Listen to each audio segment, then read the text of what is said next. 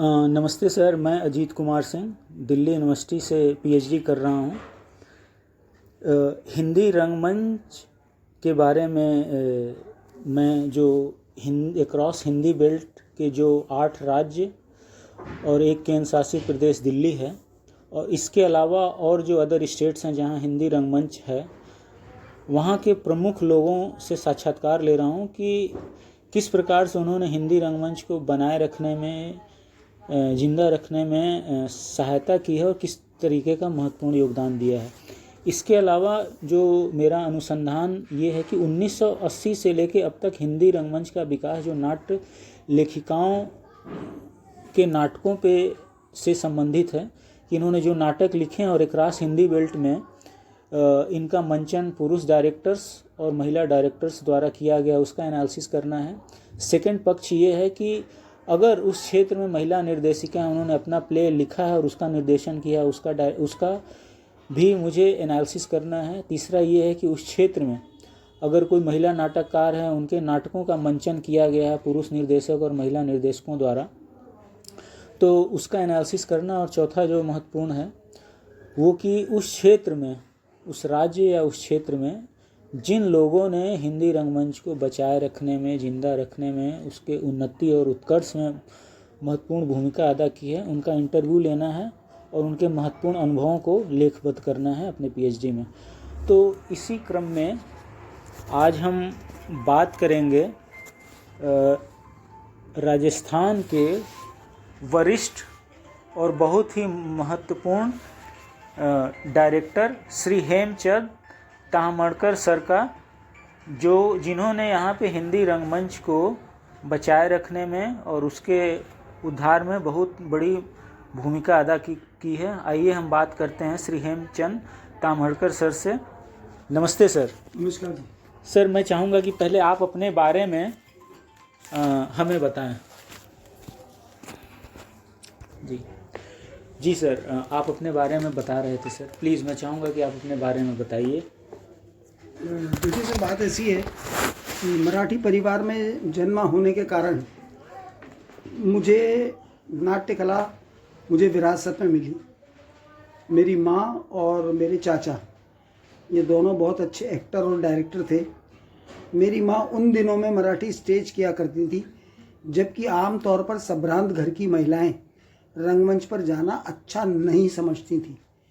लेकिन सौभाग्य की बात है कि पिताजी प्रोफेसर होने के बाद, दादाजी प्रिंसिपल होने के बाद, एक बहुत बड़ा पढ़ा लिखा ख़ानदान होने के बाद उन्होंने अपनी बड़ी बहू को इस बात की अनुमति दी कि अगर तुम्हारे में टैलेंट है तो तुम ज़रूर से इस विधा को अपनाओ। वहाँ से हमारे मन में श्रद्धा जागी। बाद में लोगों से धीरे धीरे सुना कि भाई इसको पंचम वेद कहते हैं। फिर बाल्यकाल से ही महाराष्ट्र में जो है वो बाल थिएटर की परंपरा रही है। जैसे ही स्कूलों में छुट्टियां लगती हैं, ग्रीष्मावकाश में अभिनव कला के नाम से जो है क्लासेस शुरू हो जाती हैं। उसमें थोड़ा सा थिएटर, थोड़ी सी एक्सरसाइज, थोड़ा सा पर्सनालिटी डेवलपमेंट, ऐसे मिला जुला नैतिक शिक्षा का वो कोर्स हुआ करता है महीने भर का। तो वो करते करते कब 7वीं 8वीं में आ गए पता नहीं पड़ा।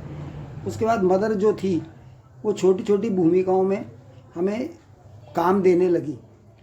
उससे ज़्यादा जो इम्पोर्टेंट बात थी कि मेरे ऊपर अनंत उपकार रहे उन लोगों के जिन्होंने मुझे बैक स्टेज सिखाया।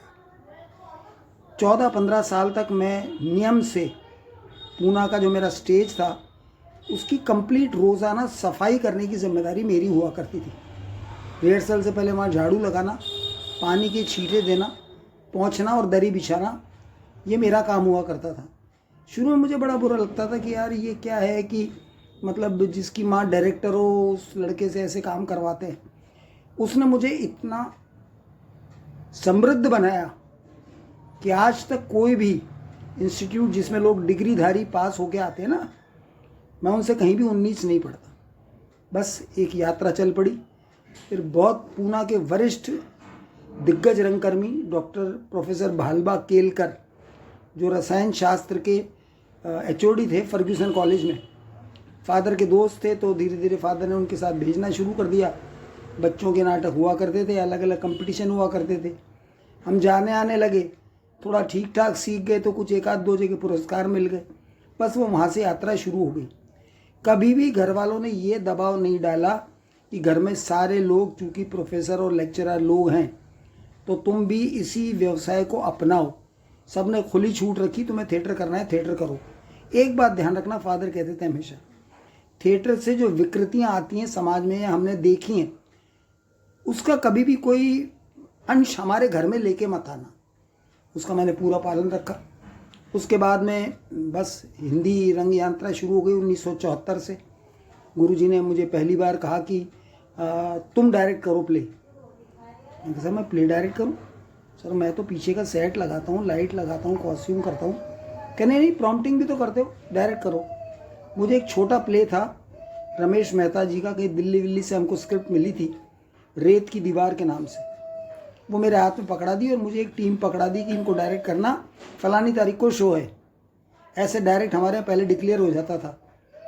अब साहब फिर क्या था साहब, पिल पड़े उसमें मजबूरी में, छोटी छोटी बातें समझ में नहीं आती, भाग के गुरुजी के पास जाते, गुरुजी समाधान बताते। खैर साहब वो पहला शो हो गया। उस शो के बाद में गुरुजी ने हमें इंडिपेंडेंट डायरेक्टर की जिम्मेदारी देनी शुरू कर दी। वो प्ले वो सेलेक्ट करते, एक प्ले मुझे पकड़ा देते, एक प्ले खुद करते। मैं कहा सर ऐसा क्यों? कि नहीं ऐसा इसलिए कि तू सीखता चले और तेरे को ये रहे कि नहीं, तेरे को मेरे टक्कर का नाटक खड़ा करना आना चाहिए। बड़ी प्रभु की कृपा रही। मराठी के करीब करीब लगभग सभी राइटर, गदी माडगुळकर हो और काले हो, मनोहर काटदरे हो, शिरवाड़कर हो, सबके नाटक करीब करीब मैंने डायरेक्ट किए। साइमल्टेनियसली हिंदी रंगमंच पर आने के बाद मेरी सबसे पहला साक्षात्कार हुआ डॉक्टर कुसुम कुमार नई दिल्ली से, जिनको मैं अपनी नाट्य लेखिका गुरु भी मानता हूँ। 1982 की बात है, मैं दिल्ली जाना हुआ मेरा श्री राम सेंटर में। तब उनके एक प्रसिद्ध नाटक बंसी कौल जी डायरेक्ट कर रहे थे, रावण लीला। कुसुम दीदी से मेरी मुलाकात हुई, उनका असीम स्नेह मेरे ऊपर बरस पड़ा और उन्होंने प्रभावित होकर मुझे संस्कार को नमस्कार की स्क्रिप्ट हाथ में थमा दी। उस समय जनरली नई पांडुलिपियाँ नौजवान और अधकचरे बच्चों को कोई देता नहीं था। नाटक 1982 में मैंने जयपुर में किया, पुस्तक प्रकाशित है, भारत भर में उसकी बड़ी प्रसिद्धि हुई। जब नाटक किया था, जब हमें पता भी नहीं था कि नाटक इतना बड़ा है और कुसुम दीदी का इतना बड़ा नाम है, हमने तो एक रंग रचना समझ के उसको प्रेजेंट किया था। वहाँ से वो यात्रा शुरू हुई। उन्हीं के प्रभाव से मेरे ऊपर दबाव आने लगा कि अब तुम इस क्षेत्र में और भी कुछ काम करो। 1985 में मेरा पहला नाटक कहना आसान है प्रवीण प्रकाशन दिल्ली से प्रकाशित हुआ, जिसको बहुत ज़्यादा सराहा गया। उसके बाद हिंदी लेखन, मराठी लेखन, ऐसे सतत यात्रा चलती रही। अब जो है ये रंग यात्रा 50 वर्ष पूरी होने को है इस वर्ष। अनेकों नाट्योत्सव, नाट्य प्रतियोगिताएं, नाट्य समारोह, नाट्य सम्मेलन, इनमें जा के अनेक रंग मठाधीशों के हाथ से मुझे रंग प्रसाद ग्रहण करने का मौका मिला। उनसे परिष्कृत हुआ, परिमार्जित हुआ, समृद्ध हुआ। नाटक परफॉर्मिंग आर्ट है। जितना आप देखेंगे, जितना आप पढ़ेंगे, जितना आप समझेंगे, आप समृद्ध होते चले जाएंगे। ये कोई ऐसी वस्तु नहीं कि किसी ने लाके आपको दे दी और आपने अपने पास रख ली और आप रंगकर्मी बन गए। सतत विधा है, रोज प्रतिदिन जीवन का अंग है। जैसे जीवन अलग अलग पड़ावों से होता हुआ आपको समृद्ध बनाता है, रंगकर्मी उसी तरह समृद्ध बनाता है। और कभी कभी तो मैं सोचता हूँ कि ये मेरे ऊपर मेरे अभिभावकों का और गुरुओं का बड़ा अनंत ऋण है, ऋण, कि उन्होंने मुझे इस लाइन में डाला। वरना मैं तो ऑर्डिनरी कहीं इंजीनियर या कहीं डॉक्टर या कहीं पेशे से और कुछ बन के रह जाता और अपनी ज़िंदगी में जीवन यात्रा समाप्त हो जाती। आज मुझे बहुत खुशी भी है, फ़क्र भी है, संतुष्टि भी है कि मैं एक रंगकर्मी हूँ। सर, इस क्षेत्र तथा इस राज्य में जो हिंदी रंगमंच में जो आपने महत्वपूर्ण योगदान दिया है उसके बारे में जानना चाहूँगा। जैसे कि आपने नाटक अगर डायरेक्ट किया है, जिन नाटकों में आपने अभिनय किया है या जो नाटक आपने लिखे हैं उनके बारे में मैं जानना चाहूँगा। देखिए सर, हिंदी नाटकों की जहाँ तक बात है तो मैंने आपको बताया कि राजस्थान राज्य में संस्कार को नमस्कार से मेरा प्रवेश हुआ। उसके बाद में संस्कार को नमस्कार, सुनो शेफाली, दिल्ली ऊंचा संती है और राज प्रमुख, ये चारों नाटक कुसुम कुमार जी के मैंने किए। उसके बाद बादल सरकार के जितने भी अनुवादित मुझे मिले, एवं इंद्रजीत, पगला गोढ़ा, इनका मंचन किया, सारी रात। उसके बाद आषाढ़ का एक दिन, लहरों के राजहंस, जितने नामचीन केपी सक्सेना के कुछ नाटक मिले, लक्ष्मी नारायण लाल के नाटक मिले, वो मैं करता चला गया, कृति मिलती करता चला जाता। उसके बाद मैंने मराठी से हिंदी में अनुवाद करना शुरू कर दिया। मराठी में कुछ बहुत अच्छे कॉमेडी प्ले थे, हिंदी में कॉमेडी प्ले का बड़ा अभाव था। जैसे मनोहर श्याम जोशी का एक प्ले है खोटे भाई आता जा, उसका मैंने हिंदी ट्रांसलेट किया है श्याम फड़के जी का, गप्पी आंटी गुड बाय, पब्लिश भी हुआ, खूब धमाका मचा। उसके बाद मैंने कम से कम 10-12 मराठी की नामचीन कृतियाँ हिंदी में ट्रांसलेट करके दी। लगातार चलता रहा। एक रुझान और रहा कि अलग अलग दूसरी भाषाओं में जो कृतियाँ हैं उनको हम भारतीय भाषा मतलब हिंदी राजभाषा में क्यों नहीं ट्रांसलेट करते, तभी तो हमें दूसरे का साहित्य पढ़ने को मिलता है। डॉक्टर चंद्रशेखर कंबार का कन्नड़ प्ले मैंने हिंदी में किया, भारतांबा। इस तरह के बड़े अलग अलग प्रयोग करता रहा, अलग अलग लोग मिलते रहे, भाषाविद मिलते रहे। उसके बाद मैंने लेखन काम शुरू किया, तो अंतर्द्वंद के नाम से मेरी एक कृति है जिसको राष्ट्रीय नाट्य प्रतियोगिता में प्रथम पुरस्कार मिला आलेख का। अंतर्द्वंद कहना आसान है, पहले छप चुकी थी। उसके बाद गाथा, उसके बाद इसी का नाम है जिंदगी। ऐसे बहुत सारी छोटी मोटी समसामयिक घटनाओं पर आधारित नाटक लिखते लिखाते चले गए। दौर आया अलग अलग संस्कृतियों को जानने का, तो अनेक दूसरे जो समाज हैं, जैसे पंजाबी समाज में एक परनामी संप्रदाय होता है, उनके लिए छत्रपति शिवाजी से रिलेटेड चूँकि उनकी घटनाक्रम है इतिहास में, मराठी होने के नाते शिवाजी मुझे बिल्कुल बारीकी से याद था, तो मुझे मौका मिला, वो मैंने उनको बहुत अच्छा प्ले लिख के दिया, अच्छा मंचन हुआ उसका। इस तरह के अलग अलग समसामयिक विषयों पे काम करना मुझे बहुत अच्छा लगता है। हाँ, एक बात ज़रूर है, ख़ास तौर से महिला उत्पीड़न जो है, महिला परेशानी जो है, महिला पक्ष जो है, वो मेरी कमज़ोरी रही है। इसलिए चाहे वो बैरिस्टर हो, चाहे संध्या छाया हो, चाहे हमीदाबाई की कोठी हो, चाहे थैंक यू मिस्टर ग्लाड हो, चाहे अंतर्द्वंद हो और चाहे रक्तबीज हो, ये हमेशा मुझे प्रभावित करते हैं, क्योंकि उसमें महिलाओं को लेकर जो लिखा गया है, महिलाएं समाज का बहुत बड़ा दर्पण हुआ करती हैं, जिसको भले ही हम पता नहीं क्यों इक्वलिटी में मानते नहीं है, कहते हैं, लेकिन उनका मुख्य भूमिका है। और मेरा मानना है कि जिस जिस कृति में, जिस जिस कथा में पुरुष और महिला की समान भागीदारी होगी, समान रूप से उनका चित्रार्थ किया जाएगा, समान रूप से उनकी समस्याओं को सामने रखा जाएगा, तो हमारा समाज भी समृद्ध होता है। हमें कहने की ज़रूरत नहीं पड़ती कि महिलाओं के लिए ये करो वो करो, समाज अपने आप सुसंस्कृत और समृद्ध होता चला जाता है। करीब करीब महिलाओं के सारे विषय, करीब करीब महिलाओं के द्वारा लिखे गए नाटक, समस्या प्रधान नाटक हो, ये मुझे ज़्यादा अट्रैक्ट करते हैं बनिस्बत मनोरंजन के पार्ट की। वो अलग बात है कि 8-10 साल मैंने शायद ही कोई ऐसा मराठी का एक फार्स छोड़ा है जिसको मैंने अनुवाद नहीं किया और जिसका मंचन भारत भर में नहीं हुआ। अच्छा सर, आपने किन नाटकों में अभिनय किया है? कुछ आपको 2-4 नाटक जो आपको याद हों।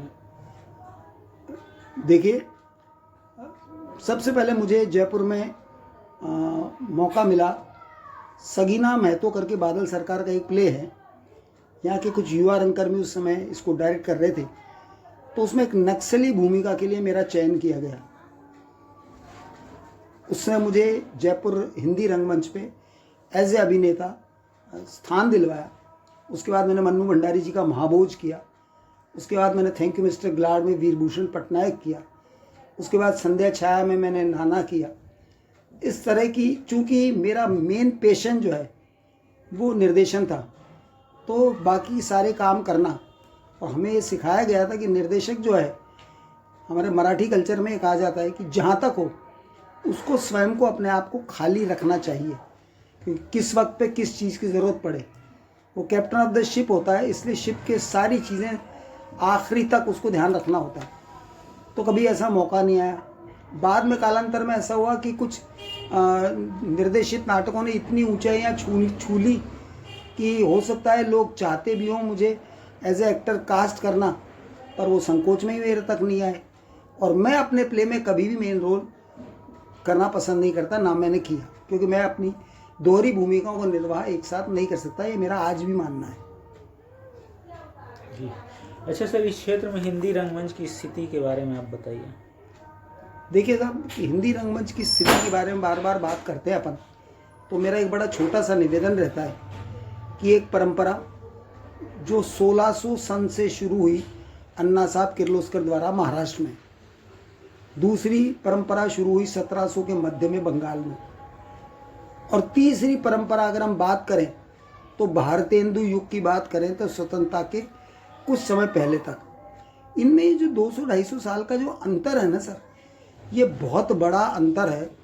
क्योंकि महाराष्ट्र ने और बंगाल ने उसको सतत समृद्ध रखा, बढ़ाते चले गए, पल्लवित करते चले गए। हिंदी रंगमंच उठा बहुत लेट, तो जाहिर सी बात है इन दोनों के सामने वो बहुत छोटा है। वो अलग बात है कि कुछ नामचीन लोगों ने, समर्पित लोगों ने पूरा दम लगाकर इसके उत्थान के लिए कोशिश करी, चाहे वो मोहन राकेश जी हो, निर्मल वर्मा हो, शंकर शेष हो या और अन्य लोग हों, लेकिन उतने अच्छे उम्दा नाटक लगातार हिंदी रंगमंच को नहीं मिले। उसका मेन कारण ये था व्यवसायीकरण। हिंदी रंगमंच का व्यवसायीकरण न होना, ये भी इसके थोड़े से पीछे रहने के पीछे सबसे बड़ा कारण है। महाराष्ट्र बंगाल में जब रोज़ाना टिकटेड शो हो रहे, नए से नए प्रयोग हो रहे, तो नए से नए लेखक भी पैदा हो रहे। अब जब यहाँ पर लेखक की किताबें बिकने में और शो होने में इतना टाइम लगेगा, तो आप स्वयं सोचिए अर्थ युग में ये कैसे संभव होगा। तो मैं कोई हिंदी भाषा को दोष नहीं दे रहा, क्योंकि इसका विकास की यात्रा ही 200-250 साल पुरानी है। उसके बाद जो इन्होंने तैयारी करी वो अच्छी करी, बहुत अच्छी करी। हाँ, तकलीफ ये हुई कि जब नौजवान पीढ़ी कुछ विदेशी साहित्य से प्रभावित होकर उनके नाटक हमारे यहाँ करने लगी और उनका मंचन करके वो अपने आप को थोड़ा सा अलग श्रेष्ठ साबित करने की कोशिश करने लगे।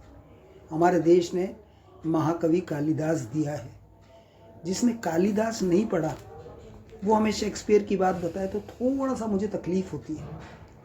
आप कालिदास के महाकाव्य पढ़ें, शाकुंतलम पढ़ें, मेघदूतम पढ़ें, उसके बाद ट्रेजिक पढ़ें। आप शेक्सपियर की कौन मना करता है, अच्छी बात है। बर्नार्ड शॉ पढ़ते हैं आप, बहुत अच्छी बात है। गदी माडगुल पढ़े महाराष्ट्र में। ऐसी ऐसी रचनाएं हैं कि पढ़ते समय ही आपकी आंखों में रोंगटे खड़े हो जाते हैं। क्योंकि ये साहित्य बाहर गया नहीं, इसलिए पॉपुलर नहीं हुआ। शेक्सपियर बाहर से यहाँ आ गया, इसलिए पॉपुलर हुआ। मैं समान मानता हूँ, श्रेष्ठ नहीं मानता शेक्सपियर को। श्रेष्ठ तो महाकवि कालिदास ही हैं, भास हैं। और ऐसे संस्कृत के विद्वान अनेक लोग हैं जिनकी कृतियाँ हमारे पास हिंदी में नहीं मिली। भाषा, हर अपनी भाषा का स्थान होता है, उसका सम्मान होता है, उसका उच्च स्थान होता है। पंचम वेद की जब भी बात करेंगे हम, तो नो डाउट इसमें कोई दो राय नहीं कि भारतीय हिंदी रंगमंच जो है वो सर्वश्रेष्ठ है, सर्वश्रेष्ठ था, और लोग उसे सर्वश्रेष्ठ बनाने के लिए सतत प्रयासरत हैं। अच्छा सर, ये यहाँ पे जयपुर और राजस्थान में हिंदी रंगमंच की स्थिति कैसी है? जयपुर की जब तक बात करें तो प्रारंभिक दौर में सन 1958 में जब यहाँ पर पहली बार रविंद्र मंच नामक सभागृह की नाटक घर की स्थापना हुई, उसके बाद इसमें एकदम से एक नए तरीके का रंगकर्मियों का भूचाल आया। बहुत सारे लोग इकट्ठे हुए, चूँकि एक स्थान मिल गया था उनको। 2 दशकों तक बहुत धुआंधार नाटक हुए, एक से एक बड़े नामचीन कलाकार यहाँ से निकले। संयोगवश अब रामलका जी साहब ने राष्ट्रीय नाट्य विद्यालय की स्थापना कर दी थी, तो दिल्ली जयपुर बड़ा पास था, तो वहाँ से लोगों का आना जाना, आदान प्रदान चलता रहा। एक से बेहतर एक नाटक जयपुर में हुए। कालांतर में सिर्फ एनएसडी एक फोकस रह गया युवा पीढ़ी का कि हमें करना क्या है, सिर्फ एनएसडी जाना है। तो उस समय जो लोकल थिएटर था वो धीरे धीरे हमने सेकंड लॉबी, मैंने आपसे कहा गुरु शिष्य परंपरा जो महाराष्ट्र बंगाल में चल रही है 300 साल से, उसको हम मेंटेन नहीं कर पाए। तो जो पुरानी जो खेप थी हमारे यहाँ की शानदार, वो जैसे ही निकली तो एक रिक्तता आई। मैं देख रहा हूँ लगातार हर 10 साल बाद जयपुर के हिंदी रंगमंच में 1 साल 2 साल के लिए एक अजीब सी रिक्तता आ जाती है। फिर नई कौपलें फूटती हैं, फिर वो पौधे में कन्वर्ट होती हैं, फिर फूल आते हैं, फिर हरियाली छाती है। अगर हम इसको सतत रखें, इसके लिए सबसे बड़ी चीज़ है कि बाल रंगमंच का उत्थान, स्कूलों से ही हम बच्चों को इस विधा की ओर जोड़ें। हालांकि एनसीईआरटी वगैरह कोर्स मैंने सुना है कि अब नाट्य विधा को जोड़ दिया गया है। बचपन से अगर ये लोग तो अपने आप कॉलेज आते आते अच्छा अभिनेता या अभिनेत्री बन जाते हैं और ये इसकी सेवा चलती रहती है। ये तो एक सतत सेवा है। राजस्थान में कुछ जगह रंगमंच उसी हिसाब से हुआ करता था। बीकानेर है, जोधपुर है, उदयपुर है, अलवर है, लेकिन इसमें भी इसका जो रंगमंच था वो वही वाली बात है, वो पीढ़ी के साथ साथ ख़त्म होता चला गया। नई पीढ़ी उतनी ताकतवर तरीके से उसको संभाल नहीं पाई। अलवर में एक राजा भरतरी का नाटक हुआ करता था जो 100 सालों से भी पुराना नाटक है, प्रतिवर्ष होता है। वो बड़ा ह्यूज, बहुत भव्यता के साथ पारसी शैली में खेला जाने वाला राजस्थान का सबसे बड़ा नाटक ही मान लें आप। उसके बाद सेकंड नंबर पे रामलीला आती थी यहाँ।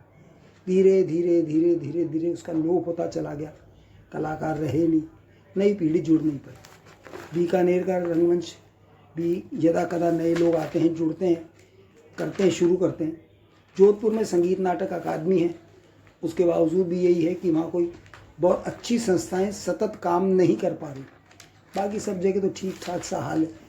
एक्चुअली बात यह है कि राजस्थान प्रदेश की जो पृष्ठभूमि है, पश्चिमी राजस्थान, उस पर लोक गीत, लोक संगीत ये ज़्यादा हावी है। तो लोक संगीत और गीत की वजह से राजस्थान के अधिकांश भागों में इसका प्रभाव तो श्रेष्ठतम देखने को मिलता है आपको।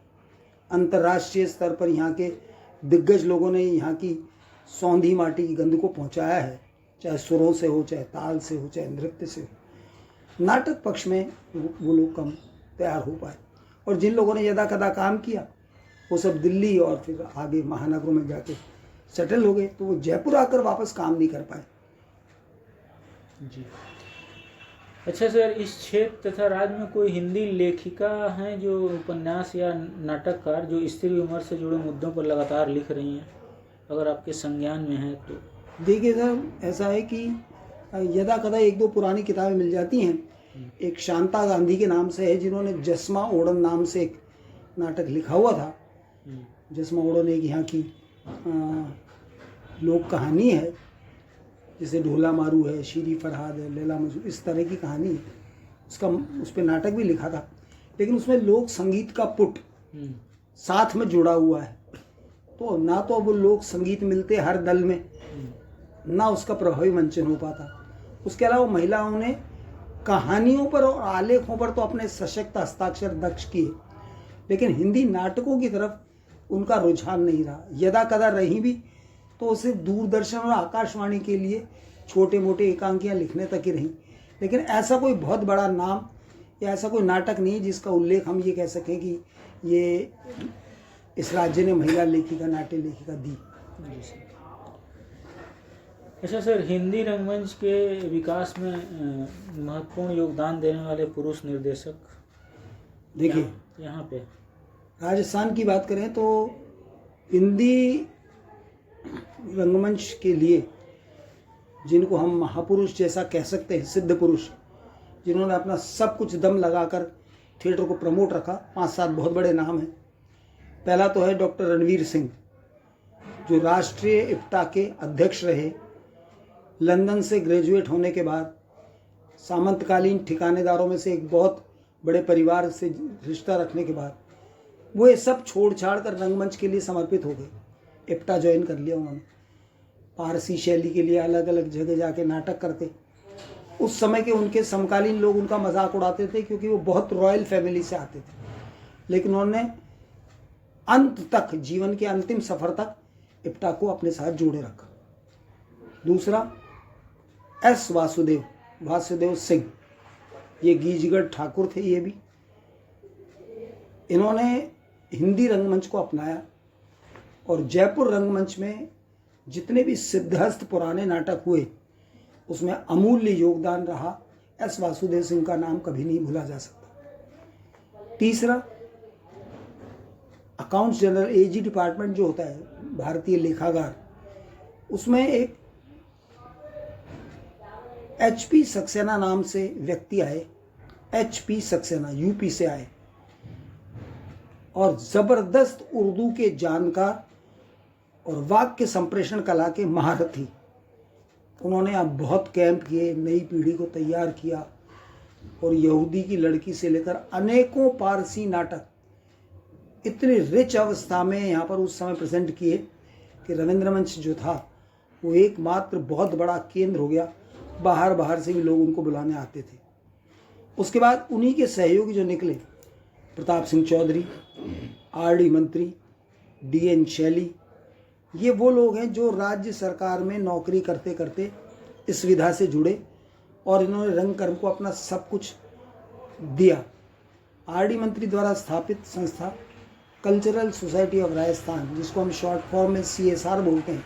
RD मंत्री 66 वर्ष अपने पूरे करने जा रही है इस साल। 66 साल किसी संस्था को जिंदा रखना, ये अपने आप में ही बहुत बड़ी बात है। कौन सी संस्था सर इनकी? Cultural society of Rajasthan, CSR। ये लोग थे सर, अब नहीं है? अभी इनका निधन हुआ है, अभी। और DN शैली ये भी थे? ये भी नहीं थे, ये भी नहीं है। अच्छा सर, प्रेजेंट में कोई है जो आपको लगता है जिन्होंने महत्वपूर्ण योगदान दिया है या दे रहे हैं? देखिए साहब, प्रेजेंट में जो लोग हैं उनमें मैं स्पष्ट कहूँ तो नौजवान पीढ़ी के कुछ लोग ज़रूर अच्छा काम कर रहे हैं, क्योंकि उम्र दराज जो व्यक्ति हैं वो उम्र की वजह से यदा कदा भूमिकाएं तो कर लेते हैं, लेकिन अब पूरे निर्देशन का, पूरी टीम का भार संभालने में सक्षम नहीं है उतने। तो नौजवान पीढ़ी में यहाँ पर एक नौजवान लोगों ने एक संस्था बनाई है, उसका नाम दिया है इन्होंने Rajasthan artist association of Jaipur, RAAJ, Rajasthan artist association of Jaipur, Rajasthan artist association of Jaipur. 2 पीढ़ियों के बीच में जो गैप आ रहा था उसको मिटाने के लिए बहुत कोशिश की गई, संयुक्त बैठकें की गई और तय किया गया कि इनका जो मैनेजमेंट है वो तो रखेंगे वरिष्ठ लोग अपने हाथ में और क्रिएटिव काम सारा यंगस्टर करेंगे। तो जैसे मैं भी उसका मतलब उपाध्यक्ष हूँ, मानद उपाध्यक्ष। सारी नई टीम काम कर रही है। इसका मेन लक्ष्य एक ही है कि कोई भी दूसरी संस्था अगर थिएटर करती है तो चूंकि वो है तो रंगकर्मी ना, तो उसके लिए हम क्या मदद कर सकते हैं उसकी प्रस्तुति के लिए, ये कोशिश करें और मिलजुल कर दर्शक जुटाने की कोशिश करें। ये कोशिश चल रही है, अभी बहुत सफल तो नहीं हुई है, लेकिन ठीक है, कोशिश कभी तो फलदायी होती है वाली बात है। जी सर। अच्छा, ये प्रेजेंट कौन है? 2-4 नाम जो आप बोल रहे हैं कि? पहला नाम लिखिए हिमांशु झांकल, नरेंद्र सिंह बबल,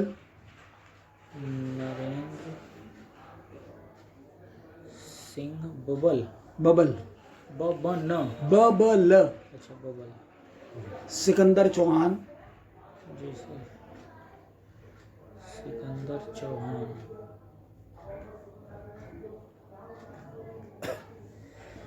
आदि मेन। जी। अच्छा सर, महिला निर्देशिकाएं कोई हैं यहाँ पे आपको लगता है जो महत्वपूर्ण योगदान दे रहे महिला निर्देशिकाएं? देखिए, पिछले 25 साल से जयपुर रंगमंच महिला निर्देशकों के लिए टकटकी बांधे देख रहा है। मतलब नहीं है? उसके 2 मेरे हिसाब से बड़े कारण हैं कि सिद्धहस्त लोग जो मैंने 2-3 नाम बताया आपको, इनके सामने महिला निर्देशकों ने हिम्मत भी नहीं करी इंडिपेंडेंट डायरेक्ट करने की। सतत उनके साथ जुड़ी रही वो, और उनके जाने के बाद भी वो हिम्मत नहीं बटोर पाई कि वो अब पूरी किसी टीम को लीड करें। जी हाँ, रुचि भार्गव हैं जयपुर के। जी, भगवंत कौर हैं जी ये इस तरह की एक दो महिलाएं हैं जिन्होंने बाद में उस चीज़ को कोशिश करी, लेकिन वो उस तरह से रंगमंच के लिए कुछ ज़्यादा विशेष कर नहीं पाई। ये अभिनेत्रियां बहुत अच्छी हैं, अच्छा ये टीम मैनेजर बहुत अच्छी हैं, ये प्रोडक्शन में बहुत अच्छा हेल्प कर सकती है, क्योंकि इन्होंने सतत अपने गुरुओं के साथ में यही काम किया और शायद गुरुओं ने भी इन्हें कभी ऐसा मौका नहीं दिया जिसको हमने महसूस किया है। हाँ, एक बात ज़रूर है सर, मैंने अपनी इस कमी को ज़रूर दूर कर दिया।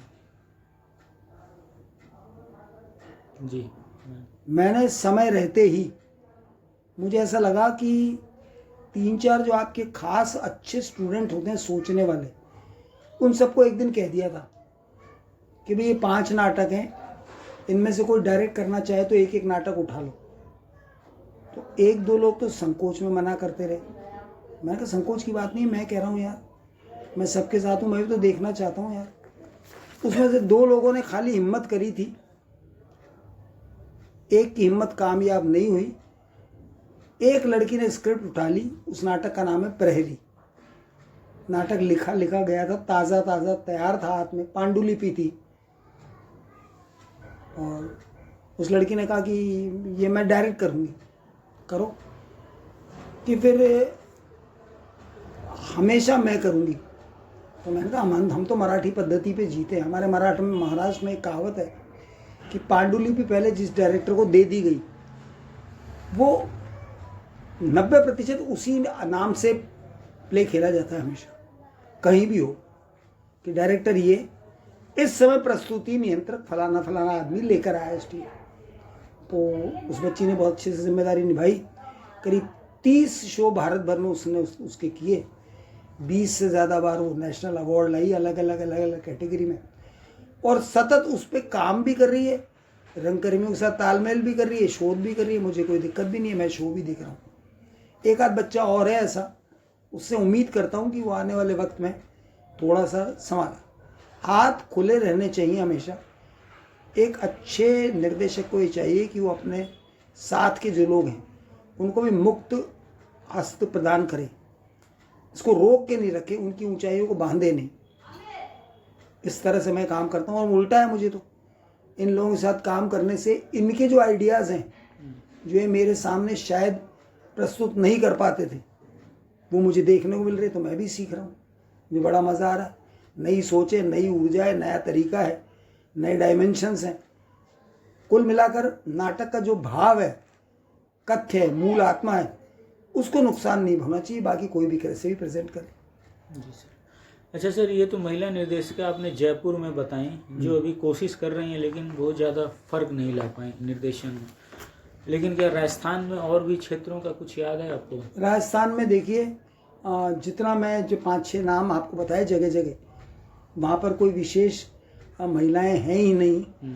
अभिनेत्रियाँ बहुत मुश्किल से मिल पाती थी यहाँ पर। राजस्थान का जो पारंपरिक बैकग्राउंड है, उसमें नृत्य करने के लिए तो आपको महिला मिल जाएगी, लेकिन नाटक के लिए पता नहीं क्या मानसिकता है, इससे काफ़ी दूर है। अभी राजस्थान में इस तरह की और कोई महिला निर्देशक है नहीं। अच्छा सर, कुछ नायिकाओं के नाम बता सकते हैं जो कि महत्वपूर्ण भूमिकाएं अदा कर रही हैं यहाँ पे रंगमंच में? देखिए, जिन्होंने अपने आप में अद्वितीय काम किया है अभी तक, मेरे 50 साल के सफ़र में मैंने जिनको देखा है। पुरानी नहीं, दोनों बताएंगे क्या? दोनों जी। पहले लिखिए डॉक्टर अलका राव जी। अब हैं कि नहीं सर? अब हैं। अच्छा। आप प्रोफेशन से SMS मेडिकल कॉलेज जो है, हाँ। उसमें डॉक्टर्स को पढ़ाती हैं, ओके। प्रोफेसर हैं, और थिएटर भी करती है पिछले 30 साल से। वो कहती है मेरा पेशेंट थिएटर है। जी। डॉक्टरी ने मुझे आजीविका दी, रंगकर्म ने मुझे पहचान दी। इस वर्ष राजस्थान संगीत नाटक अकादमी ने उनको अपने सर्वोच्च सम्मान से भी नवाजा है इसी साल 2023 में। जी। उसके अलावा दूसरी मैंने बताया भगवंत कौर, जी। पंजाब नेशनल बैंक में सीनियर मैनेजर की पोस्ट से रिटायर हुई हैं। जी। भगवंत ने 2 दशक तक जयपुर के हिंदी रंगमंच को बहुत समृद्ध किया। लगभग हर प्ले में वो हुआ करती थी, जी फुल्ली डेडिकेशन। तीसरा नाम रश्मि शर्मा, जी अब नहीं रही हैं, अभी थोड़े दिन पहले गई। ये पंजाब नेशनल बैंक में मैनेजर थी। खूब प्ले किए उन्होंने, खूब दबा के हिंदी नाटक किए, अच्छे नाटक किए। जी एक और बहुत बड़ा नाम है जो बड़े अजीब तरीके से रंगमंच से जुड़ी और 80 की उम्र तक थिएटर करती रही। वो नाम लिखिए उषा नागर। जी सर, इनको रंगमंच के लोग, सारे लोग अब नहीं है। चाची के नाम से जानते हैं। जी प्रसिद्ध व्यंग्य लेखक जो है शरद जोशी, उनकी सगी बहन हुआ करती थी। जी सर, ये विवाह होके गुजराती परिवार में यहाँ आई, किसी को पता ही नहीं था। जी सर, और वैवाहिक 20 वर्ष का लंबा अनुभव झेलने के बाद फिर ये रंगमंच पर आई, सारी जिम्मेदारियां पूरी करते हुए। और उम्र के 80वें वर्ष तक ये थिएटर करती गई। इनका बहुचर्चित प्ले जिन लाहौर नहीं देखा, इसको उन्होंने जीवंत बनाया। राजस्थान का बच्चा बच्चा चाची को जानता है। जी सर। और आज वर्तमान समय में सर? वर्तमान समय में क्या है सर, स्कूल कॉलेजों की वजह से स्थिरता नहीं है महिला कलाकारों में, जी तो बहुत तेजी से दल बदल रहे हैं, दलों में विखंडन है। इसलिए ये कह पाना कि ये इस टीम की एक्ट्रेस है, ऐसा नहीं है। फ्रीलांसिंग जैसा ज़्यादा काम आ गया, तो कभी किसी को अच्छा काम मिल जाता है तो उसकी प्रतिभा देखने को मिल जाती है, दूसरे प्ले में उसको रोल ही अच्छा नहीं मिलता, खाना पूर्ति वाली बात होती, तो वो काम हो रहा है। ये वो लोग हैं जो एक एक ग्रुप के साथ इन्होंने 20-20 साल, ग्रुप तभी खड़ा हो पाता है ना। ये जो पुराने जो बताए जी जी जी जी, तो अभी का कोई ऐसा नहीं है अभी का ऐसा कोई नाम नहीं। तब भी कुछ छोटे, मतलब जो प्रारंभिक स्तर पर जो नए बच्चे होंगे वो काम कर रहे होंगे, उनके वो कोई 5-6 चेहरे। ये बच्चे जो काम कर रहे हैं, एक नाम लिख लीजिए, निधि तामनकर। निधि हाँ तामनकर जी जी। पालीवाल का नाम क्या है? रिचा पालीवाल। रिचा पालीवाल। सुमन सेन। सुमन सेन आदि, जी। ये जो कंटिन्यू थिएटर पे दिखती हैं, सब टीमों के साथ कोऑपरेट करती हैं।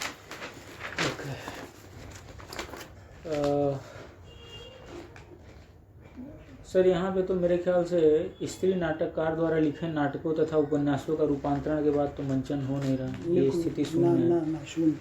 अच्छा, आप ये बताइए सर कि स्त्री या नायिकाओं के आने से रंगमंच की स्थिति में आपको क्या परिवर्तन दिखाई देता है या नहीं दिखाई देता है, या कौन सी स्थिति आपको बताना चाहिए? देखिए, चूँकि समाज के दो महत्वपूर्ण घटक हैं, स्त्री और पुरुष, तो जिस जिस जगह पर स्त्री को कम आंका गया है या स्त्री का प्रेजेंटेशन कम हुआ, कोई भी विधा हो, उसमें थोड़ी कमजोरी रही है जी।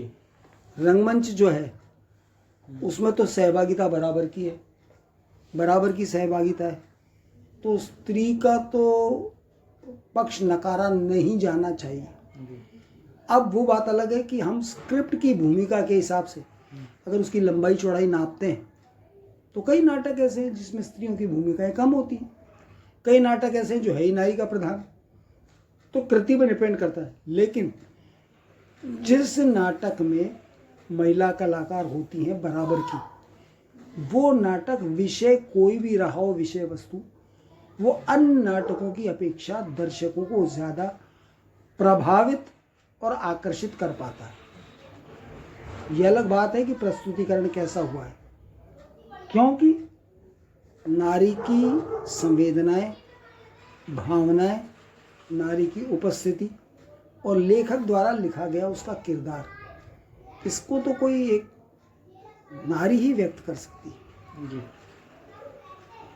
मतलब आपके अनुसार स्त्री नायिकाओं के आने से रंगमंच में कुछ भाव एक्सप्रेशन और ओवरऑल एक्सप्रेशन में परिवर्तन आया है और सुधार हुआ है। रंगमंच समृद्ध हुआ है। ओके।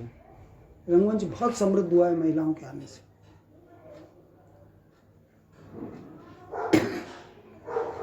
अच्छा, महिला निर्देशकों के आने के बारे में क्या आपका ख्याल है? इनके आने से मंचन की स्थिति में कोई बदलाव आया है, रंगमंच की स्थिति में? महिला निर्देशकों के आने से मैं जो अपना अनुभव बता रहा हूँ, बड़ा बदलाव क्या आया है कि महिलाएं हर काम को पुरुष के मुकाबले ज़्यादा बारीकी से और कलात्मक तरीके से करती हैं। इसमें कोई संशय नहीं है। तो प्रस्तुति के पूर्व की जो तैयारी है, जिसको हम बैक स्टेज कहते हैं, और प्रस्तुति के मध्य किए जाने वाली तैयारी है, जिसको ऑन स्टेज प्रॉपर्टीज कहते हैं, और ओवरऑल जो कॉम्बिनेशन होता है कलाकारों के बीच, वो इतना अच्छा बैठता है कि वो एक महिला बहुत आसानी से इन सब के बीच में तालमेल बिठाती है। अगर उसको थोड़ा सा भी अपने विधा पे कमांड है, रंगकर्म पर तजुर्बा है उसका थोड़ा, मेरा व्यक्तिगत मत ये है कि पुरुषों से 21 हो सकती है महिला निर्देशक, 19 नहीं है। यह अनुभव का बात है। एक स्ट्रॉन्ग एनवायरनमेंट बनता है महिला निर्देशक से। जी। अच्छा सर, महिला निर्देशकों के आने से नाट्य वस्तु में क्या परिवर्तन आप देखते हैं? नाट्य वस्तु या नाटकों के कथ्य में क्या परिवर्तन आप देखते हैं? महिला निर्देशकों के आने से नाट्य कथ्य में वस्तु ये फर्क पड़ा कि ऐसे अनेक नाटक जो पुरुष प्रधान समाज दो कारण से नहीं छू पाता था। एक तो महिला अभिनेत्रियाँ ही नहीं थी पहली बार, और दूसरी बात अभिनेत्री है भी तो उसको उतनी बारीकी से समझाने के लिए बहुत सारी कई बार सामाजिक दिक्कतें हुआ करती थी। महिला निर्देशकों के आने के बाद वो इतने सहज तरह से उस कथा व्यथा को उनको समझा देती हैं और वो बहुत आसानी से यूज टू सरल तरीके से प्रस्तुत करने लगती हैं, उनमें कहीं झिझक नहीं होती। तो जो गहरे विषय थे जो पढ़ने में भी लोग डरा करते थे, अब वो बहुत सशक्त तरीके से होने लगे। मतलब आप अनछुए विषयों की प्रस्तुति अब हो रही है। यस। और स्त्री संबंधी भावनाओं या उनका अपना कथ्य आ रहा है। बिल्कुल, स्त्री का अपना आ रहा है ना सर? यस। और वो पसंद भी उन्हीं को कर रही हैं, उन कृतियों को। महिला निर्देशक जहाँ हैं, जो निर्देशिकाएं हैं, मैं नोट कर रहा हूँ बराबर से जी, वो उन कृतियों को हाथ लगा रही हैं जो सिर्फ इस वजह से अलहदा रख दी गई थी कि यार ये भूमिका कौन करेगी यार। तो वो कर भी रही हैं या करवा भी रही हैं, उतनी शिद्दत से समझा के कर रही हैं।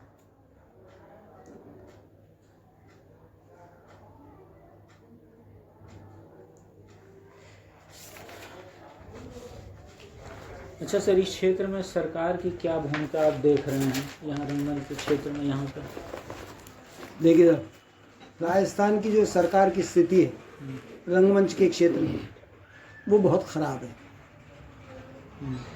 चूँकि पूरा राजस्थान प्रदेश, इसका 80% भाग जो है वो लोक संगीत और लोक रंग में डूबा हुआ है जी। तो सरकार का भी जो बजट का बहुत बड़ा हिस्सा है वो लोक रंग और लोक संगीत पे खर्च हो जाता है। लोक रंग और लोक संगीत पे? जी जी। तो हिंदी रंगमंच के लिए कोई मदद नहीं है? कोई मदद नहीं है, और जो मदद होती है उसकी दिक्कतें क्या हैं कि जो प्रशासनिक अधिकारी हैं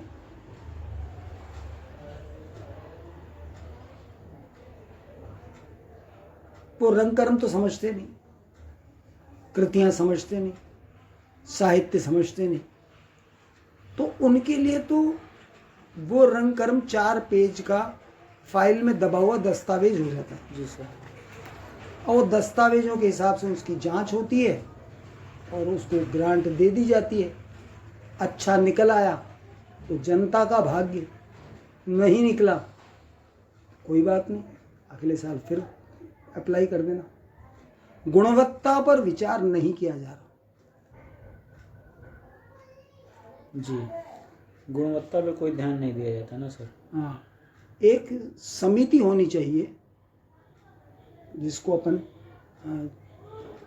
चुनाव प्रक्रिया जैसी कोई समिति हो जो रंगकर्म को समझती हो, वो उसका मूल्यांकन करे और वो तय करे कि भाई किसको दिया जाना है, किसको नहीं दिया जाना। जी, जैसे उदाहरण बता रहा हूँ मैं आपको, कोणार्क का प्रोजेक्ट एक आदमी ने लगाया और एक आदमी ने प्रोजेक्ट लगाया उलझन कॉमेडी प्ले का। जी, उन्होंने कहा भाई दो आए हैं, दोनों को क्या नाराज करें, दोनों को आधा आधा बजट बांट देते। तो कोणार्क को तो मिले 40,000 जिसमें उसकी ड्रेस ही नहीं बन पाड़ी, और दूसरे प्ले को चाहिए 10,000 थे, उसको दे दी 40,000। तो वो सरकार के गुणगान गाता हुआ ही नहीं थका। गुणवत्ता अनुसार क्लासिफिकेशन होना चाहिए। साहित्य पढ़ा हुआ हो अधिकारी, वो देखे कि उसका जो पैसा है सरकार का, वो किस जगह जायज रूप में खर्च किया जाए। इसमें रंगकर्मियों का भी दोष नहीं है, आपने बांट दिया, आपने दे दी उनको, उनका ठीक है साहब। जी, ये फर्क है। इसलिए अच्छे नाटक जो हैं, दर्जेदार जो नाटक है, जैसे हमीदाबाई खोटी, थैंक यू मिस्टर गिलाड़, छोटे सैयद, बड़े सैयद, है वदन, ये बड़े बड़े जो नाटक हैं, ये क्यों नहीं हो पाते? जिनका मंच का खर्चा 20 से 25,000 रुपये मंच का, अगर आप मंच लगा के दो अभिनेता अभिनेत्रियों को, फिर देखो कैसा रंग भरते हैं वो उसमें। कैनवास तो वैसा होना चाहिए जिसमें चित्रकार की तूलिका चले। कागज ही खराब दे दिया आपने और उसको कहा भैया इसको पेंट कर, अच्छा चित्र नहीं बन पाता। अच्छा, आप और क्या क्या उम्मीद करते हैं गवर्नमेंट से, सरकार से सर? क्या उम्मीद करते हैं हिंदी रंगमंच के? सर सीधी सीधी बात है कि जिन लोगों ने बहुत लंबा चौड़ा टाइम निकाल दिया है, एक रेपरेटरी की जो बीमारी है, NSD से ग्रांट होती है उसकी, वो भी फाइलों पे हो जाती है, वो स्टेट एकेडमीज को दी जानी चाहिए।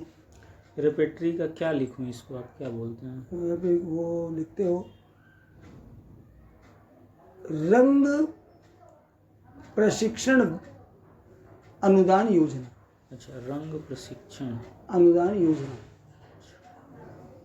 अनुदान योजना।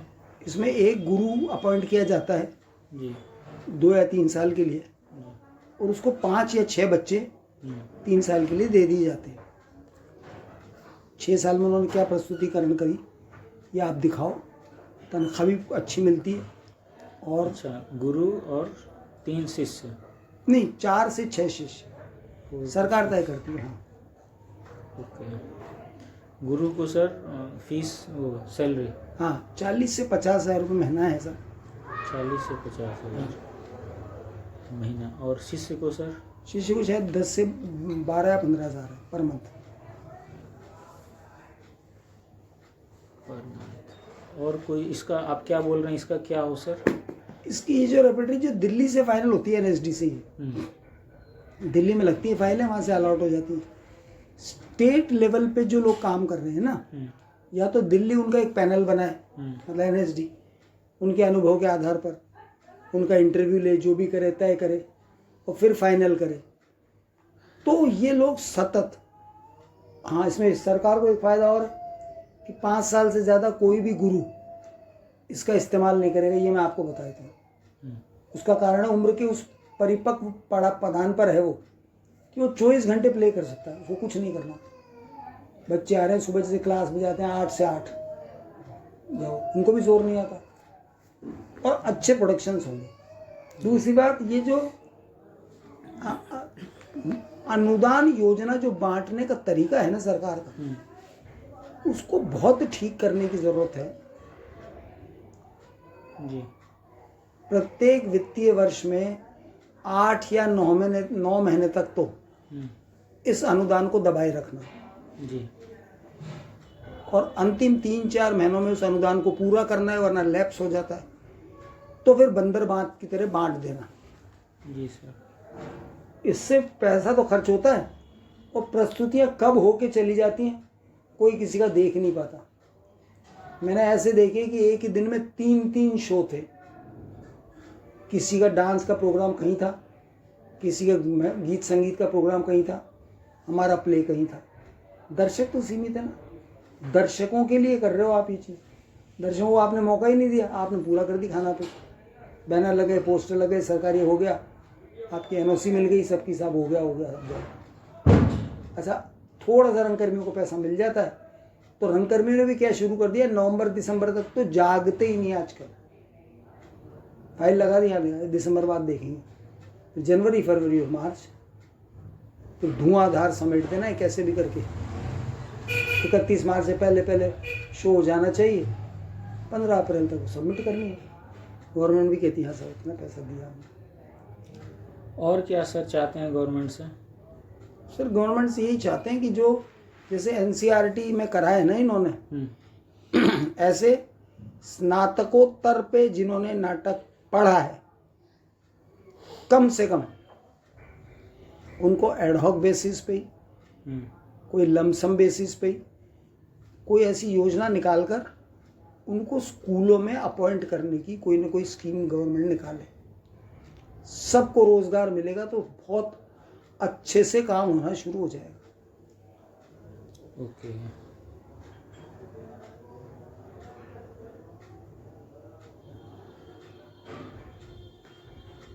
और कुछ बताना चाहते हैं सर? पेंशन उन्शन पुराने हैं और कुछ इस फील्ड में सरकार से हेल्प? सरकार से यही है कि जो पुराने लोग हो गए हैं, जिन्होंने बहुत उम्र का बहुत बड़ा दर्जा इसमें खपाया अपना, और जो राज्य सरकार के कर्मचारी नहीं रह पाए, जिनके पास आय का अब कोई साधन नहीं है, उनको एक कंसोलिडेटेड, बहुत सारे स्टेट्स दे रही है।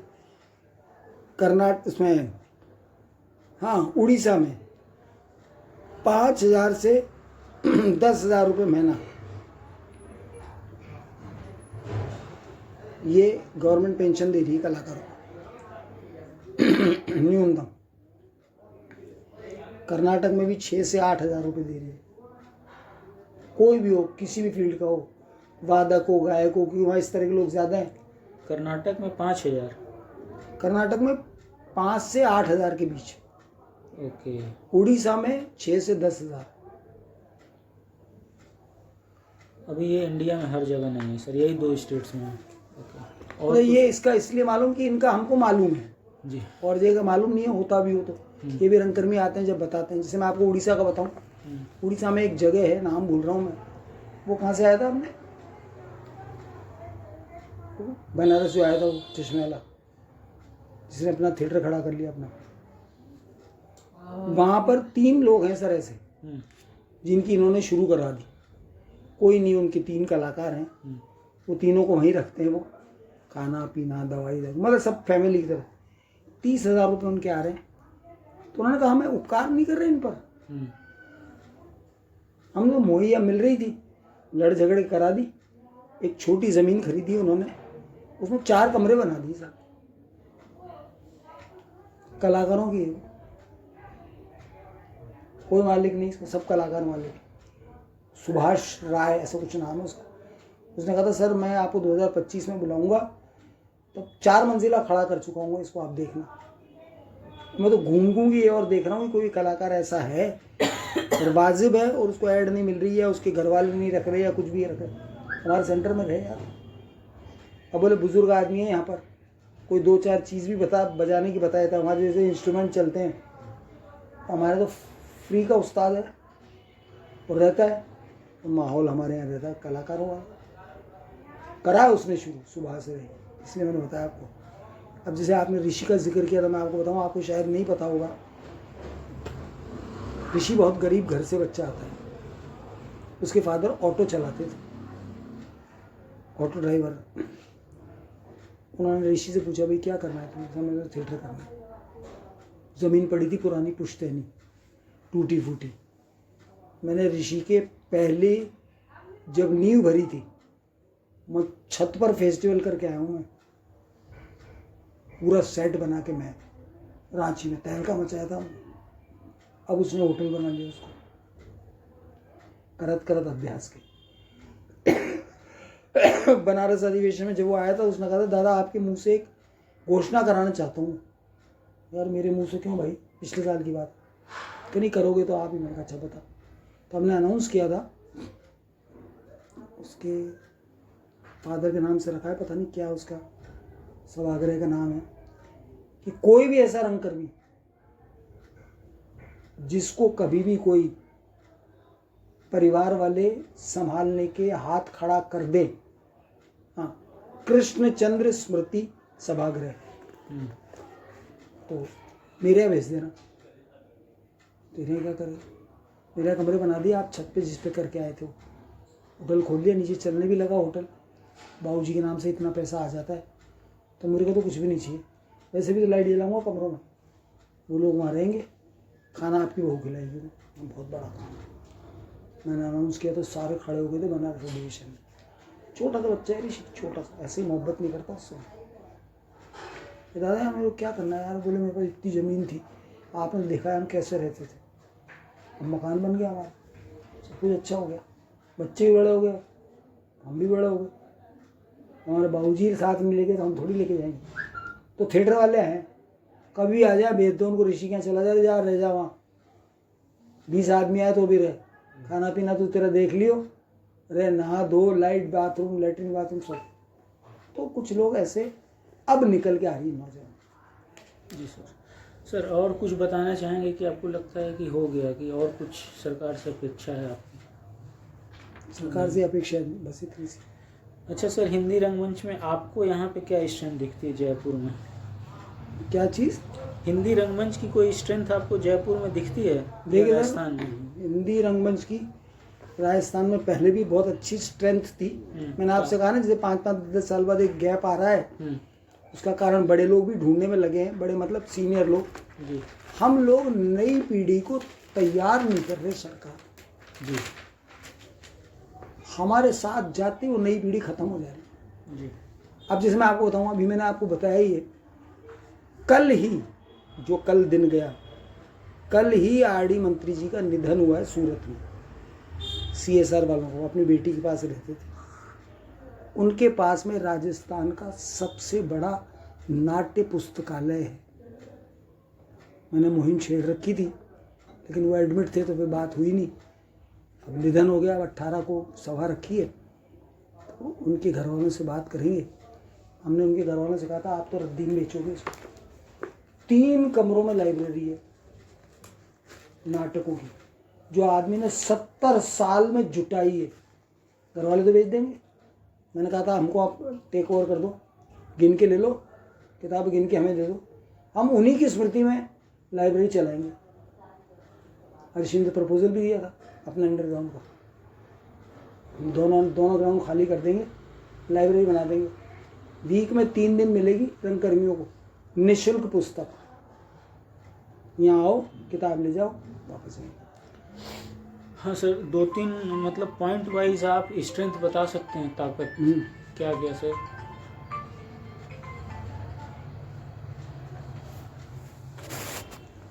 जी सर, हाँ कोई 2-3 पॉइंट वाइज ताकत बता सकते हैं?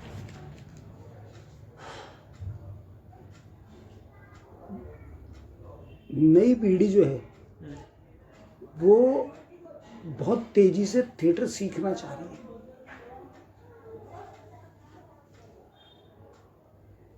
उनको अच्छे ग्रुप और गुरु की तलाश है। भयंकर भटकाव की स्थिति में है, भयंकर भटकाव की स्थिति में। दूसरी ताकत ये कि जयपुर है, राजस्थान व्यवसायियों का गढ़ है।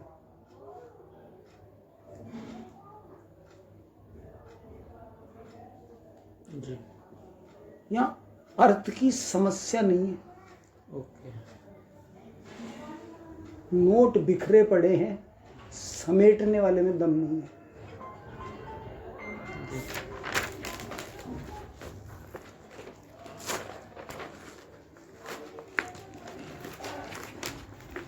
अच्छा सर, पहले और अब के रंगमंच में आपके अनुसार क्या बदलाव आया है? तकनीकी पक्ष में, लाइटिंग में, मंचन में, प्रयोग के क्षेत्र में और संवेदना प्रदर्शन में तकनीकी के स्तर पर। देखिए हमारा जो दौर था जी उसमें ब्रिटानिया एलिजाबेथन थिएटर से मिले हुए लीवर्स थे हमारे पास जी लाइट के लिए, जी और उनसे संबंधित उपकरण हुआ करते थे। ना तो कभी रंगमंच पे इसका प्रयोग किया गया नए आधुनिकरण का, ना कभी किसी ने सोचा। जब मॉडलिंग और फैशन शो होने लगे बड़े महानगरों में, तो वहाँ से लाइट व्यवस्थाएं रंगमंच की ओर आई। तब लोगों ने देखा कि यार बड़ा चकाचौंध हो सकता है, रिच हुआ, कंप्यूटराइज्ड हुआ, वो इतना बड़ा लीवर अब इतने से इसमें समेट गया। तो तकनीकी रूप से तो जबरदस्त उछाल आया। उसमें एनएसडी का बहुत बड़ा हाथ है, बाहर के आए हुए डायरेक्टर्स का बहुत बड़ा हाथ है, और सिनेमा उद्योग का भी बहुत बड़ा हाथ। उनसे सीखा हमने, बहुत रिच हो गया तकनीकी पक्ष। जी लाइटिंग के संदर्भ में लाइटिंग को बड़ा एक साधारण सा विषय मान लिया जाता था कि प्रकाश योजना है, सब एक्टर्स पे लाइट पड़नी चाहिए। जी एनएसडी ने कुछ अच्छे धुरंधर गुरु तैयार किए जिन्होंने प्रकाश विश्लेषण में बहुत जिंदगी भर काम किया और दिया। रंगमंच इनका ऋणी है, उसमें पहला नाम है रतन थियम। जी वो एक स्पॉट पे 20-20 लाइटों से खेलता है। वो आदमी को समझ में नहीं आता यार 20 लाइटें एक आदमी के ऊपर कैसे चलेगी। वो जब आदमी चलता है तो आपको पता ही नहीं पड़ता कौन सी लाइट चल रही है कौन सी लाइट नहीं चल रही। बारीक काम, लेकिन उसके लिए सबसे बड़ी बात उतनी भव्य व्यवस्थाएं उसके पास थी एनएसडी में। आम आदमी कहाँ कर पाता है। प्रकाश से एक चीजें। फ्लैशबैक जो एक वर्ड है हमारे यहाँ, उसके लिए हम दिग्दर्शक निर्देशक अपनी अपनी आइडियोलॉजी से वो सीन दृश्य प्रेजेंट किया करते थे। लाइट्स ने इसके ऊपर जो कमाल किया है वो इतना बना दिया जबरदस्त कि वो इतने ज्यादा प्रभावी होने लगे, जीवंत हो गए कि आदमी चमत्कृत होता है। महाराष्ट्र के प्ले आप देखो, कमर्शियल प्ले, तो वो चमत्कृत इसलिए करते हैं कि आदमी को समझ में ही नहीं आता कि वो नाटक देख रहा है वो रियल में जी रहा है। जब पर्दा बंद होता है उसको हमें आता है यार इतनी मेहनत करी लाइट वालों ने, बहुत बारीकी से मेहनत भी किए, उनको उपकरण भी मिले और अभिनेताओं ने उससे सीखा। क्योंकि प्रकाश योजना में हमारे यहाँ एक टर्म है कि आर्टिस्ट को लाइट लेनी आनी चाहिए। इसका क्या मतलब है सर? इसका मतलब ये है कि आर्टिस्ट को आपने बता दिया तेरे को यहाँ पर लाइट मिलेगी, अब अपने वो अभिनय के दौरान थोड़ा सा भी 19-20 कर जाता है अंग प्रत्यंग को, तो लाइट कट के छाया बनाती है, पीछे शेडो बनाती है। लाइट तो फिक्स है, तो आर्टिस्ट को लाइट लेने की जो कला है वो लाइट वालों ने सिखाई। जो सिनेमा में मेन कितना मुड़ना है, किधर देखना है, तब कौन सी लाइट तेरे किस पार्ट को सपोर्ट कर रही है उसको और जागृत कर दे, ये लाइट ने सिखाया हमको। हमारे कॉमन टर्म है कि आर्टिस्ट को लाइट लेनी आनी चाहिए। गलत सले जगह खड़ा होता है, लाइट वाला क्या करे बेचारा 50 मीटर दूर बैठा हुआ है, इसीलिए मार्किंग करते हैं, सब कुछ है, लेकिन उसकी बॉडी जो स्ट्रक्चर है उसका आदमी भावेश में आ जाता है, जोश में आ जाता है, ज़्यादा हिला डुली करता है। लाइट ने बहुत सिखाया थिएटर को और बहुत सपोर्ट किया एक्टर एक्ट्रेस को जीवंत करने में। मंचन के क्षेत्र में लाइट तो रिच हो गई हमारे यहाँ, लेकिन हमारे यहाँ हिंदी रंगमंच में बैकस्टेज रिच नहीं हुआ। हम खाना पूर्ति से काम चला लेते हैं। खाना पूर्ति से काम चलाने में 2 नुकसान होते हैं। पहली बात तो जो अभिनेता अभिनेत्री है उसको रियल फील नहीं आता, और दूसरा दर्शकों को रियल फील नहीं आता।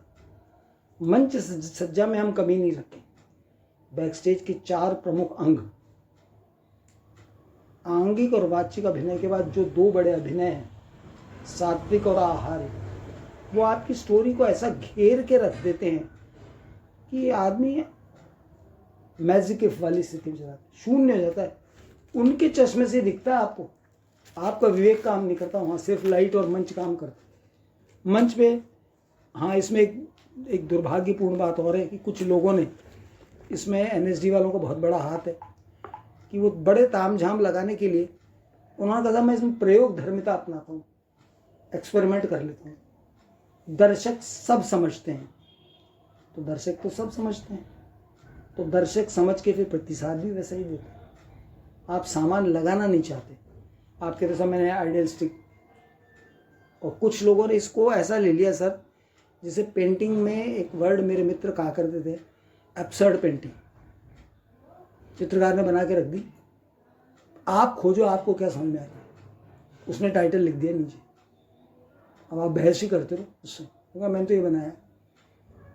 भले ही अच्छा हो चित्र, वो जो रंग के साथ साथ सजीव होकर देखने वालों की मनस्मृति पे छपे, चित्र वो जिसका मीनिंग हो, वैसे इसका है। आप सेट लगाए तो कुछ भी ठीक है, आप जैसे बनाए थे कि सिंबॉलिक स्टेज बना दिए मैंने, तो सिंबोलिज्म में भी आपको डायरेक्टर को बहुत मेहनत करनी पड़ती है कि वो सिंबल जो आपने बनाया है वो दर्शकों तक जा रहा है कि नहीं जा रहा। जी, कई बार दर्शक समझते पता नहीं है क्या डेकोरेटिव चीज कर दी यार, अच्छा कर दी होगी। सर प्रयोग, एक्सपेरिमेंट, थिएटर में एक्सपेरिमेंट के बारे में क्या बोल? प्रयोग में थिएटर में एक्सपेरिमेंट होने चाहिए। जी सर, तो हो रहे हैं ना सर? हो रहे, लेकिन वो हिंदी थिएटर में इतने अच्छे नहीं हो रहे, ओके। मेहनत नहीं हो रही उनके पीछे। ऐसा क्यों सर? ऐसा इसलिए कि सर उसके पीछे जो काम करना पड़ रहा है ना, प्रयोग के पीछे भी। देखिए प्रयोग हम दो कारण से करते हैं, एक तो ये कि हमें कम तामझाम जुटाने पड़े, हम कहते हैं प्रयोग है साहब। एक ये कि डायरेक्टर कहता है कि नहीं मेरी सोच इसको इस तरह से करने की है, तो डायरेक्टर की जो सोच है अगर वो सब तक नहीं पहुंची तो वैसे फेल, और एडजस्टमेंट करा तो वैसे फेल। अब इसके बीच के जो रास्ता है वो भी जाता रियलिस्टिक से होकर ही। लोगों ने प्रयोग किए, खूब कर रहे हैं महाराष्ट्र में भी, लेकिन वो कुछ एक ऐसा रियलिज्म उसको टच कर जाते हैं कि बाद में आपकी जो मर्जी आए वो दिखाओ, दर्शक वहीं अटका रहता है। एक छोटा सा जिक्र कर रहा हूँ सर मैं, आप चाहें तो रखना, हटा दें। नाना पाटेकर जी का एक प्ले है तन माजूरी, अभी भी कर रहे हैं बॉम्बे में। तन माजूरी मतलब बदन की गर्मी। बहुत छोटी और ऑर्डिनरी स्क्रिप्ट है, गांव वालों की, शिक्षा पर है। जमींदार है, वो चाहता है गांव में कोई पढ़ना नहीं चाहिए, स्कूल बनाता है वो, और मास्टर जैसे ही आता है उसकी रात की पिटाई करवाते हैं, हाथ पैर तोड़वा देते हैं, मास्टर भग जाता है। गांव में टीचर ही आने को तैयार नहीं कोई। बड़ी ज़बरदस्त कहानी है। वो कहते हैं यार क्या करूँ साहब, मैंने तो इतना कल, हर साल इलेक्शन में जीतना होता है उसको। उसमें सर एक पत्थर डालते हैं वो स्टेज पर, बॉम्बे में मैंने प्रोफेशनल शो देखा, उसमें एक सिल्ला डालते हैं, बड़ी भारी भरकम सी, मतलब जैसे अपनी 4-6 फुट की। उस पर एक लड़का गिल्ली छीलता है, गिल्ली डंडे वाली, पर्स से फटाक फटाक, प्ले स्टार्ट ही वहीं से होता है। अब यार आपके सामने लकड़ी छोल देता है वो लड़का, ओरिजिनल पत्थर ओरिजिनल दिखता है, ओरिजिनल कुल्हाड़ी ओरिजिनल दिखती है, दिखा दिया आपको। अब अपन तो जैसे देखने जाते हैं, मैंने कहा यार ये शुरुआत में यहाँ से क्या करें। हर एक के पीछे लॉजिक होता है, गिमिक से खेलते हैं वो लोग, पता नहीं। माँ ने आवाज़ लगी, बच्चा चला गया। वो कहता भाई स्कूल भेजो, कोई टीचर आने वाला है, तो गांव में खुशी की लहर है। और ये सरपंच मिठाई बांटता है गांव में, तो आज तो कोई सरपंच आएगा। शुरू से ऐसी इमेज है, बाद में पता पड़ता है वो मार पीटता है। उसमें सर वो लड़का जो है वो मास्टर के कुटिया में जा जाकर अकेले पढ़ने चला जाता है रात को, वो लौंडा जो दिखाया है। नाना को पता पड़ता है कि यार ये लड़का रात को इसके पास जाता है, कंदील में लालटेन में पढ़ता है। उसमें कहीं बीमारी नहीं चाहिए इस गांव में, इस गांव में पढ़ने वाला बच्चा ही नहीं चाहिए। एक दिन सुबह आ रहा है, गिल्ली छील रहा होता है, वही रोज का काम है बच्चे का, तो वो गिल्ली पे पैर रख देता है। बहुत नॉर्मल सवाल का प्ले चल रहा है। अब नाना का पैर हटा के क्या, बच्चे से निकलती नहीं गिल्ली, तो उसको कहता है तेरे में ताकत हो तो गिल्ली निकाल के दिखा। सब लोग हंसते हैं, गांव वाले भी खड़े, बच्चे का बाप भी खड़ा है सब। वो बच्चा क्या करता है, ताकत लगा के उसकी पिंडली पे काट खाता है। नाना चिल्लाता जो गिल्ली निकाल लेता है, कहता है ले ली। नाना उस बच्चे को यहाँ से उठाता है यार, भाई गर्दन से यूं ऊपर, ऑडियंस ही, और उस पत्थर में मारता है नीचे, फटाक आवाज आती है। तब 25 मिनट में तो लोग भूल जाते हैं, एकदम खामोश। मैं फर्स्ट एक्ट खत्म होते ही अंदर भागा था, उसमें यार अभी डिस्टर्ब नहीं करेंगे, जाने नहीं देंगे आप। मैंने बड़ी अप्रोच लगाई कि यार एंड खत्म हो जाए आ जाना। विपिन के साथ एंड खत्म होते ही गया, मतलब स्टेज दामू के एंकर थे, तो मुझे आपका स्टेज देखा हाँ से, अरे क्या स्टेज क्या पैसा, सिल्ला डाल रखी समझ नहीं आया। गिमी में तो रोंगटे खड़े होते हैं मेरे। उस पत्थर को बीच में से कटवा रखा है, उसमें थर्मोकोल का हिस्सा जोड़ रखा है, ऊपर से पेंट कर रखा है। उस लड़के को इतना ट्रेंड कर रखा है कि नाना जो पटकता है उसको, वो थर्मोकोल पे पड़ता है उसका सिर। और इतनी लकड़ियां काट दी उन्होंने स्टेज पे, उस पत्थर पे साले पे, कि आदमी के अंदर तक घुसा हुआ है कि बाटा है, फूट जाएगा साले का, नारियल ही फूट जाएगा। क्रूएलिटी खत्म, बात ही खत्म यार। ये एक्सपेरिमेंट है, अगर आप प्रयोग करते हैं इतने ताकतवर तरीके से। उनको पता था, उनको पता है कहाँ से पैसे आएंगे, दर्शकों के पैसे कैसे आते हैं जेब में से। मैंने से पूछा दामू के साहब ये इतनी बड़ी भारी, कहते हैं सारा सामान तो 15 मिनट में पहुंच जाएगा, इसके लिए वो टेम्पो है, लोडिंग और क्रेन है छोटी, वो ला के ही रख रखी, जहाँ भी शो होता है ये पूरी सिल्ला जानी पड़ती है, वो काटी हुई कट रही। गैर बड़ा खतरनाक दिमाग, क्यों नहीं बिकेंगे टिकट? उस सीन के लिए तो दूसरी बार चला गया नाटक देखने में। बगैया था वो सीन होते हैं, मैंने कहा दोस्तों ने कहा चल यार चल यार, फोर्स देखो यार उसका कितना ट्रेंड है, उसकी क्या टाइमिंग, उसको यहाँ से उठा दो गर्दन से यूं, और ऐसे नजर मिलाया, कहता है अच्छा बहुत ताकत आ गई तेरे पैर में है ना, बम। उसका बाप बेहोश होकर गिर पड़ता वहीं उसी मोमेंट, आवाज जो आती है पत्थर पर। तो ये सब प्रयोग है सर।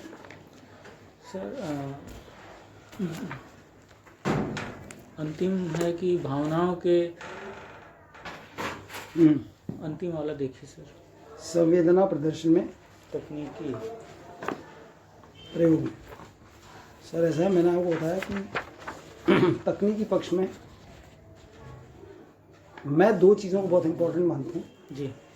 एक बैकग्राउंड म्यूजिक, ओके, साउंड मतलब, और एक लाइट जी। इनका परफेक्शन आर्टिस्ट को इतना फायदा देता है, उसको रोल करने में रिच, मतलब उसकी जो उच्चांक उसको पकड़ना है वहाँ ऐसे ले जाता है आर्टिस्ट। और जब आर्टिस्ट के चला जाता है भाई साहब, तो बैठे हुए भी तो जीवित लोग ही हैं, वो स्तब्ध हो जाते हैं। दूसरी बात, म्यूजिक और लाइट जो मूड और कालखंड बदलने में मदद करते हैं, वो कोई भी चीज़ नहीं करती। एक सेकंड में आदमी को कहाँ से कहाँ ले जाते हैं जी। वो आजकल पता है क्या रहा है सर, रिकॉर्डेड पीस निकाल लेते हैं बच्चे लोग जी। और ये सारे फिल्मों के रिकॉर्डेड होते हैं। मेरा हमेशा जोर रहता है कि जो क्लासिकल बंदिशें हैं सब राग पर बेस है अपने, सब प्रहरों पर बेस है अपने, सब मूड पर बेस है अपने, उनको सुने, उनमें से लाइनें कोशिश करें, जी। वो इंस्ट्रूमेंट यूज करें जो आपके प्ले से रिलेटेड है। जैसे भारतीय प्ले करते हो आप, मैंने देखा लहरों के राजहंस, सारंगी बजवा दी दबा के। सारंगी तो फारसी इंस्ट्रूमेंट है, मुस्लिम लोगों के आने के बाद आई सौरंगी। सारंगी थी नहीं हमारे संतूर है, सितार है। तो जो अच्छा जानकार है ना, और आप उसका इफेक्ट करके देखना अपने ऊपर, तुरंत आपको लगेगा कि यार मज़ा तो इसमें भी आ रहा है, लेकिन ये अंदर तक रूह को छूती है। क्योंकि हमारे ऋषि मुनियों ने, विद्वान लोगों ने समय के हिसाब से, भाव के हिसाब से रागों की उत्पत्ति की। थोड़ा सा पढ़े, चूँकि अपन थिएटर करते हैं, राग कौन से होते हैं, क्या होते हैं, किसी ज्ञानी गुणी से पूछें, तो फिर आपको मिल जाती बंदिश। अब तो नेट का ज़माना है, हम तो घंटों घंटों बैठ के ढूंढ के लाते थे लोगों के यहाँ से। जी सर। तो सर ये हो गया कि और कुछ इसमें बताएंगे, समझ में हो गया? जी सर।